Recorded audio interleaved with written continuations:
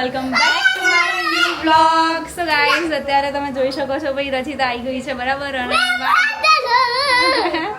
Guys અત્યારે છે ને વાગવામાં થઈ ગયા હશે હવે 3 જણા આજે એક ફ્રેમમાં આવી ગયા છે. હા 9 વાગ્યા છે બરાબર. અને આખો દિવસ આજે હું શોપ ઉપર હતી કારણ કે તૃપ્તિ નથી બરાબર. ગઈકાલે એની તબિયત સારી નહોતી એટલે ગઈકાલે હું આખો દિવસ તો હતી પણ આજે આવી જ નથી બરાબર. તો સવારની બસ નિશિવ ચૂપ થઈ જાઓ. તો અમારા અધિક માસમાં અમારી દીકરી આવ્યા છે બરાબર. બહુ લેટ આવ્યા છે.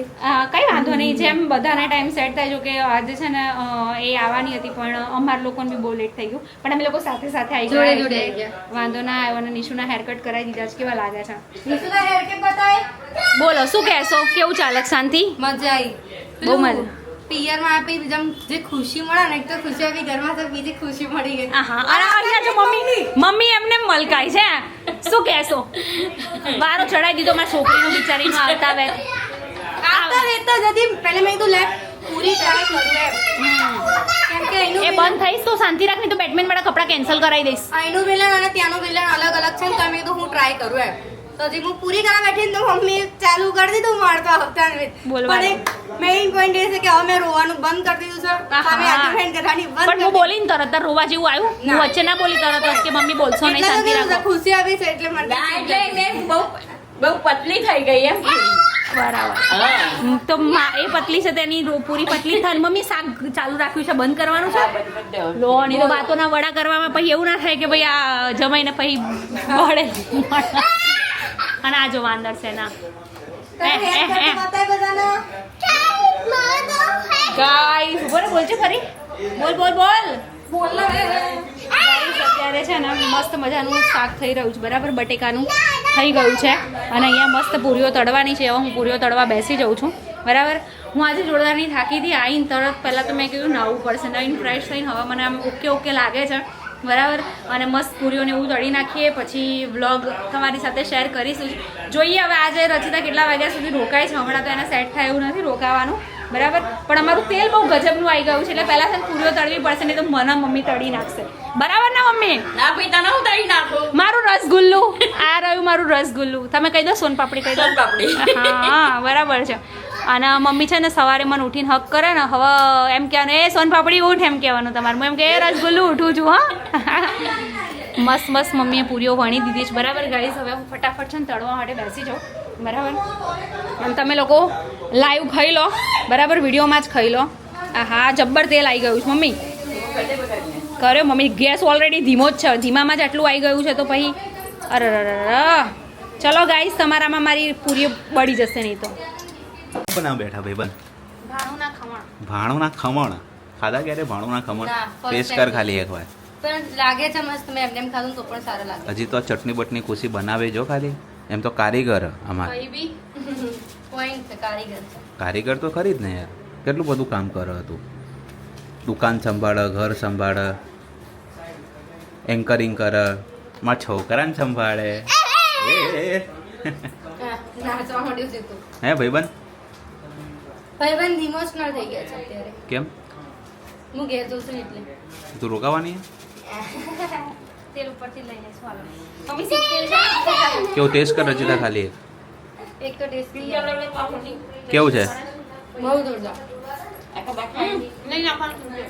મસ્ત છે ને? તો એમને પછી બી સારું લાગે. એમનામાં તળી નાખો. ચલો ચલો રેડી? હા પહેલા જમવા તો બેસવાનું? બહુ મજા આવે છે. શું મમ્મી શું બનાવ્યું આજે? શ્રીખંડ પૂરી. ઘણા દિવસ પછી આજે પૂરી ખાવા મળશે નહીં? છેલ્લે ક્યારે બનાવી હતી યાદ છે તને પૂરી? ક્યારે? ઉતરાના દાડે હા હું આવું 6 ત્યારે રોજ મહિના અલગ થઈ અલગ ગયા. ફરમાઈશ હોય છે મારી. 6 મહિના થઈ ગયા. ખાતું નહીં પછી પૂરી બનાવતો કે ના રોટલી બનાવ. પણ અત્યારે આમ બી ગરમીમાં ઓછી ગરમી મજા નથી આવે. ભાવતી. શિયાળામાં મજા આવે. શું કે પહેલે ભાઈ બાકી હેરકટ કરે તો કંઈક અલગ ક્યાં લાગે. એ હેરકટ કરાયા? હા હમણાં ગયા હતા ત્યારે હેરકટ નતા કરાયા. ઘણો ટાઈમ થયો. હા એના લીધે ફેસ એકદમ નાના હોય ને એવું લાગે છે. ને તો મોટો લાગતો. પહેલા દેખાઈ આવતો હતો કે એક છોકરાના પપ્પા છે, અત્યારે કોઈ ના કે એક છોકરાના પપ્પા છે. આ શું કહે છે મને કે હવા નહીં લાગતા કે તમે એક છોકરાના પપ્પા હોય એમ. તો ફરી પરણાવાસ પરણાઈ દે. તો મને કે એવું નહીં લાગે. તમે તમારા ઘેર લેવા આવીએ નહીં પહેલું? હા બેટા. પહેલું એમને એમના ઘેર મોકલી દો એટલે લેવા આવીએ અમે નહીં જાન લઈ. હું દાદી લાગુ છું. હા. શેઠાણી લાગો છો, પટલાણી. નહીં થઈ ગયું હોય તો આવો ઘરે હલો મહેમાન આવ્યા છે, આપણે મહેમાન ઉપર થોડું ફોકસ કરીશું. યસ બેસી ગયા છે જમવા માટે ભઈલું જોરદાર એક પૂરી આપો તો ભઈલું માટે. કમ્પ્લીટ ખમણ ખમણ બકા મને તો ભાવે જ છે અર્પિત તમને કેવું લાગ્યું મમ્મી તમને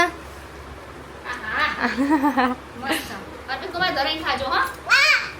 શું થયું? અર્પિત કે પહેલી જ વારમાં શ્રીખંડ એટલો બધો ભર્યા પછી ને કે બીજી વાર હજી બીજી વાર એટલો ભરવાનો છે સાચી વાત છે આખો ડબ્બુ તમારા માટે જ છે ને પેલું કાલ મમ્મીએ ખવડાવ્યું હતું ને મસ્ત માં. નિશુ કેવું લાગ્યું Yeah. મસ્ત ઓહો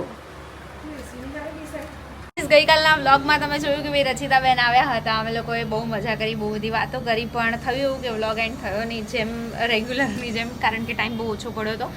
હું પણ લેટ આવી હતી શોપ પરથી એટલે, અને આજે પણ શોપ પર જવાનું જ છે કારણ કે આજે બી તૃપ્તિબેન આવવાના નથી, એમની તબિયત નથી સારી, તો બસ ફટાફટ રેડી થઈ ગયા છે. આજે નિશિવભાઈ ગયા છે સ્કૂલે, બરાબર વેકેશન પછી સવારે મને કે મમ્મી તું સુઈ જા, કે એ ભાઈને ઉઠવું નહોતું, બરાબર બહુ જ ઊંઘ આવતી હતી, કાલે લેટ સૂતા હતા એટલે. અને આ વખતે તો ખબર નહીં આજે તમારા રસગુલ્લા એવી એવું કીધું બરાબર કે ચાસણીમાં જ રહેવું છે.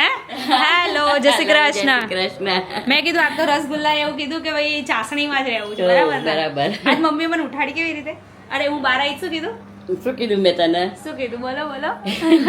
જય શ્રી કૃષ્ણ ગુડ મોર્નિંગ સોન પાપડી યસ ગાઈઝ, તો બોલો અત્યારે અમે જઈશું, બરાબર ને? બરાબર. કામનો લોડ છે, મમ્મી તો જો કે અત્યારે નાચ કહે મેં તો નાચ પાડી હતી ભાઈ ના જઈશ તું પણ જવું પડશે ને, જાયેંગે કામ કરેંગે. ખાઈ લેજે પણ હો. હા મમ્મી અત્યારે જો ચણા મેં રાત્રે પલાળી દીધા હતા. નિશિવને છે ને સ્કૂલમાં કેવું છે ખબર છે, ફિક્સ છે એ જ લંચ દેવાનું, બીજું બધું કંઈ બહારના ફૂડ પેકેટ્સ ને એવું બધું અલાઉડ નથી કરતા, કારણ કે બધા છોકરાઓનું સેમ જ લંચ હોવું જોઈએ, બરાબર? તો ભાઈ ગયા છે, અત્યારે હું પણ રેડી થઈને જઈ રહી છું. તો બસ ગાઈઝ, આ ઘણા દિવસ પછી તમને રચિતા વ્લોગમાં જોવા મળી, તો વ્લોગ કેવો લાગે જરૂરથી એકવાર કોમેન્ટ કરજો. મળીએ સરસ મજાના વ્લોગની સાથે, ત્યાં સુધી બાય, હરે કૃષ્ણ.